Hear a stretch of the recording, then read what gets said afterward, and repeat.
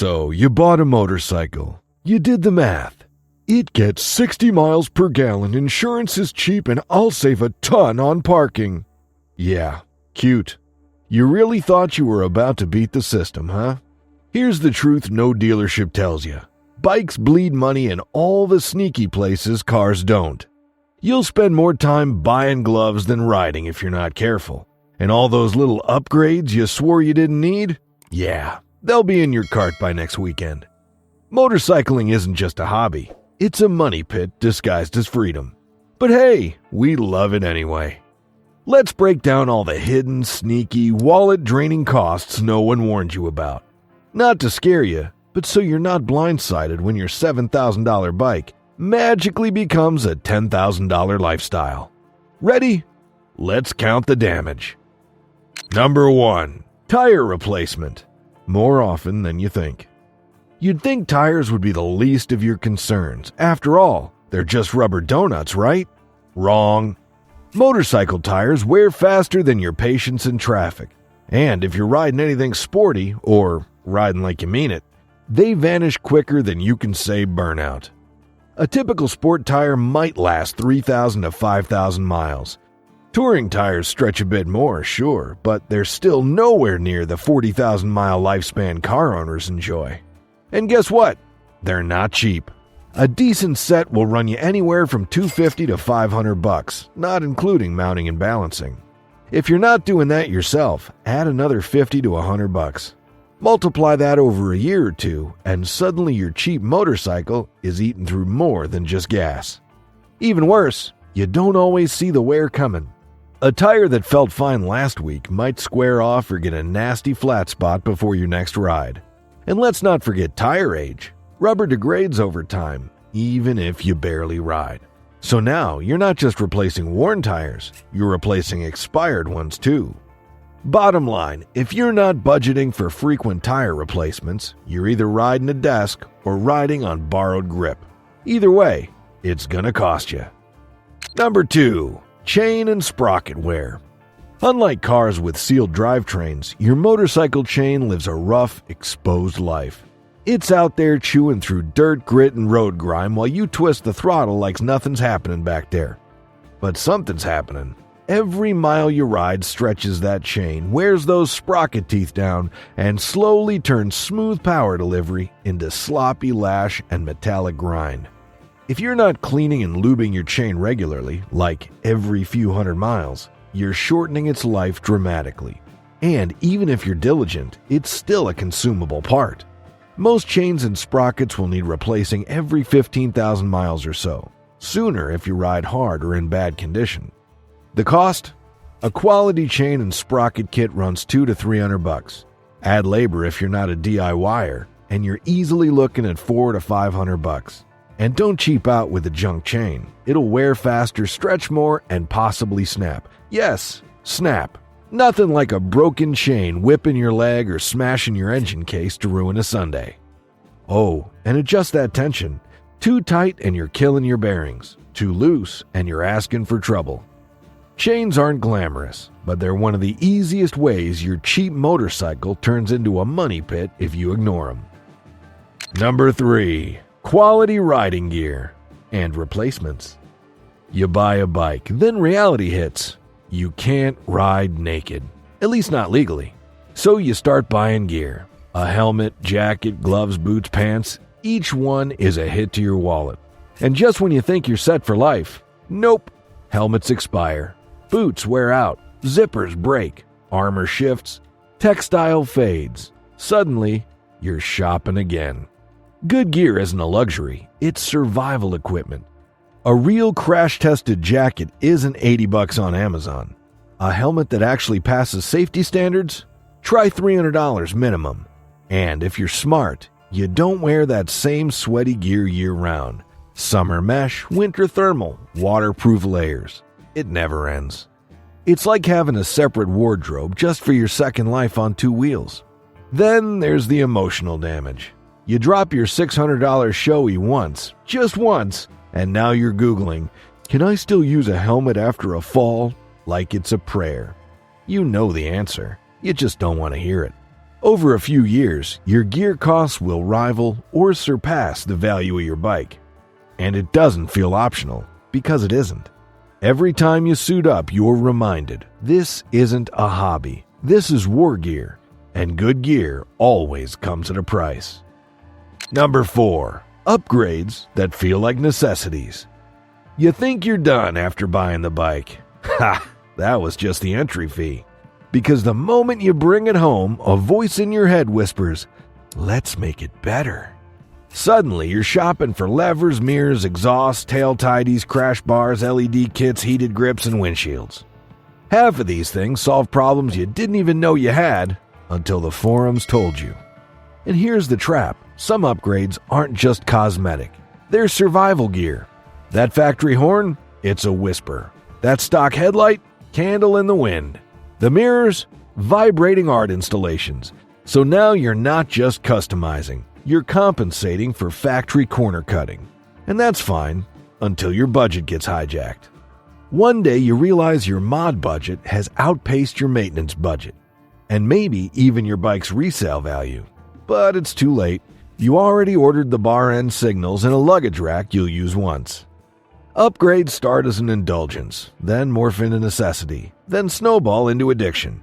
And unlike gear, which you can use on any bike, most mods die with the machine, which means the moment you sell it, you'll be back to zero. Naked bike, full wallet, and the same voice whispering, you know it would make this perfect? Number 5. Unexpected maintenance labor costs. Here's the thing nobody tells you. Even if your bike runs great, keeping it that way can cost a fortune, especially if you're not wrenching it yourself. Because motorcycles need more than oil changes and chain lube. Eventually, you'll hit the big stuff. Valve clearance checks, throttle body sinks, fork rebuilds, clutch adjustments, coolant flushes, brake bleeds. And guess what? Shops charge by the hour, and they don't round down. You bring your bike in for a quick service, and the estimate hits you like a high side. 4 hours for a valve check? 2 more for spark plugs? And wait, they charge extra for removing the fairings? Yep. That sleek bodywork you loved now means more labor hours and more money. Even routine stuff can get expensive fast. Chain replacements, tire swaps, brake pad installs. If you don't have the tools or the space, you're paying a mechanic. And that's fine, those guys deserve every penny. But it means your cost of ownership skyrockets if you can't spin your own wrenches. So either you learn to do it yourself, hello YouTube, goodbye Knuckles, or you budget way more than you thought. Because with motorcycles, maintenance included is a fantasy, and ignorance isn't bliss. It's a repair bill waiting to happen. Number 6. Parking tickets and towing fines. You'd think being on 2 wheels would make parking easier. Smaller footprint, tighter spaces, more flexibility. And that's true, until you find the yellow envelope stuck to your tank, or worse, your bike is gone entirely because it got towed. Yes, motorcycles absolutely get ticketed, and in some cities, they get targeted. You park a little diagonally to fit in a weird spot? Improper angle. You wedge in near the curb where a car wouldn't fit. Not within designated space. You back into a car spot without paying the meter. No visible payment receipt. Cities have gotten wise to motorcycle parking tricks, and they're not cutting slack anymore. And towing? Brutal. A tow truck with a flatbed shows up, scrapes your swing arm getting it loaded, and hauls it off for something as dumb as being 6 inches into the red zone. Then they charge you a release fee, a storage fee, and probably a just because we can fee. The lesson? Don't assume your bike makes you invisible to the rules. Know your local parking laws, carry a disc lock with a reminder cable, and always photograph how you parked. Because the only thing worse than a parking ticket is realizing your bike's not there at all. Number 7. Specialized tools and stands. You thought owning a motorcycle would simplify your garage life. Fewer wheels, less bulk, no problem, right? Wrong. Welcome to the bottomless pit of just one more tool. Want to clean and lube your chain? You'll need a rear stand. Want to remove your wheels for tire changes? Front stand too. Torque wrench? Absolutely. Hex sockets in 5 random sizes? Of course. Spanner wrench to adjust preload? Go dig through eBay. And that's before we even touch valve adjustments, brake bleeding, or throttle sinking. Most DIY motorcycle maintenance isn't hard, if you got the right gear. But bikes are compact, awkward, and picky. They don't play nice with car tools. That old toolbox you inherited from your dad? Useless. Motorcycle work requires specialized equipment, and most of it doesn't come cheap. Even simple jobs like checking tire pressure become annoying without angled valve stem adapters or a low-pressure gauge that isn't meant for truck tires. And don't even get me started on plastic fairing clips. One bad screwdriver move and you're buying a whole new panel. The hidden cost here isn't just money. It's garage space, trial and error, and frustration. Owning a motorcycle means becoming a part-time mechanic whether you like it or not, or paying someone who is. Number 8. Tire mounting and balancing fees. So, you finally found a killer deal on a fresh set of tires online. You're feeling pretty smug. Saved yourself a few $100 over what the dealership wanted. But now comes the part nobody warns you about. Getting those tires actually on the bike. Shops don't mount tires for free. Most charge anywhere from $25 to $60 per wheel. And that's if you bring the wheels off the bike. Want them to take the wheels off for you? Add another $100 minimum. Suddenly, that cheap tire deal doesn't look so cheap anymore. And here's the kicker. Some shops flat out refuse to install tires they didn't sell you. Liability, policy, profit margin, pick your excuse. They don't care. You might end up driving across town with 2 loose tires in your trunk, begging a mom and pop shop to help you out. Balancing isn't optional either. Skip it and you'll feel like your bike's possessed the minute you hit 60 miles an hour. So you're paying for the install and the balance, and maybe even a new valve stems, wheel weights, and disposal fees for the old tires. Moral of the story? You didn't actually save money. You just transferred the headache from the checkout page to the service counter, and your bike knows it. Number 9. Battery replacement and chargers. Motorcycles eat batteries for breakfast, especially if you let them sit. Unlike cars, bikes don't have the luxury of constant use or powerful charging systems. Leave yours parked for a few weeks, and when you finally gear up for that perfect riding day, click, dead. Now you're shelling out $80 to $200 for a new battery, depending on whether you want basic lead acid or a fancy lightweight lithium one. And it doesn't end there. If you don't want to repeat this cycle every season, you'll need a battery tender. That's another $40 to $70 just to keep your bike alive in winter hibernation. And yes, lithium batteries also need special chargers. Plug a regular tender into one of those and you could fry it. So now you need a charger for each type, plus a reminder system so you don't accidentally switch them. Add in the mounting hassle, tight compartments, weird angles, and mystery bolts, and you've got a whole mini project just to start your ride. No one brags about spending their weekend troubleshooting a battery, but trust me, every rider has done the sad key turn followed by dead silence, and every one of them has muttered the same 4 words. Shoulda bought the tender. Number 10. Helmet communication systems. You think you're just buying a Bluetooth headset so you can talk to your buddy or listen to music on long rides. Simple, right? Until you realize that decent comm systems cost more than a new rear tire. A top-tier unit like a Senna or a Cardo easily runs you $250 to $400 per helmet. Multiply that if you ride 2 up or have multiple helmets. Suddenly your nice-to-have becomes a mini mortgage. And that's just the start. The software updates never work right, the pairing process somehow fails every other ride, battery life? Great on day 1, garbage by month 6.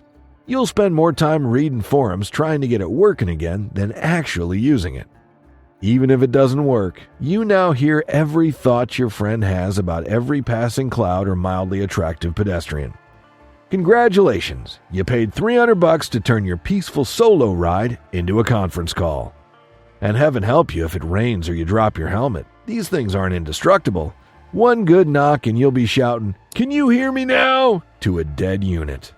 So yeah, they're convenient, but also overpriced, finicky, and almost never last as long as you hoped. Think before you mic up. Number 11. Track day prep costs.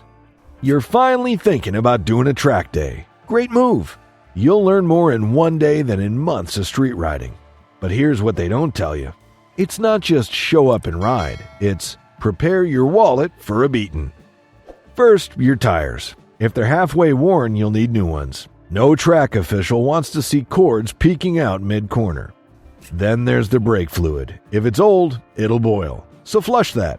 Same for your pads. Chain tension, throttle, free play, fork seals, everything gets inspected. One tiny oil leak, you're done before you start. Next, you'll need to tape up your lights, mirrors, and sometimes even your speedometer. Or better yet, pull them off entirely. That's hours of prep if you've never done it, and depending on the track, you might need new sliders, safety wiring, coolant changes, no glycol, and even a trailer to get the bike there if it's not street legal afterward. Oh, and gear. Your current jacket and jeans? Not allowed. You'll need full leathers, proper gloves, and race-level boots. Might as well start selling plasma. So yeah, track days are fun, but between prep, tools, travel, and gear, the hidden cost is real. It's not just riding, it's investing in a new lifestyle. Number 12. Rain gear and cold weather layers. Here's the lie we all believe at some point. I'll just ride in good weather. Sure you will. Until you get caught in the rain once, freeze your ass off on an early morning ride, or realize only sunny days are when you're stuck at work. Then suddenly, you're shopping for gear that doesn't feel like medieval armor made of plastic bags. The first surprise? Real rain gear costs money. Those $40 Amazon specials? They leak, flap in the wind, and feel like you're wearing a sweaty trash bag. Proper waterproof layers, Gore-Tex, sealed seams, breathable membranes, start around $200 and go all the way up from there. Oh, and you'll need pants too, because soggy crotch is a special kind of hell. Now tack on thermal layers, glove liners, neck gaiters, insulated boots. Before long, your riding closet looks like a mountaineering shop. And even if you only ride half the year, chances are you'll end up with separate setups for spring, summer, fall, and maybe even winter. Layering keeps you safe and sharp on the bike, but nobody tells you how much you'll spend just to be comfortable. Riding in all weather is doable, but if you want to survive it, your wallet needs to be just as layered as you are. Number 13. Depreciation from cosmetic drops. You'd think a low-speed tip-over in a parking lot wouldn't matter much. No injuries, no real damage, just a little scrape on the fairing, maybe a bent lever. You pick it up, ride off, and forget about it. Until you try to sell the thing.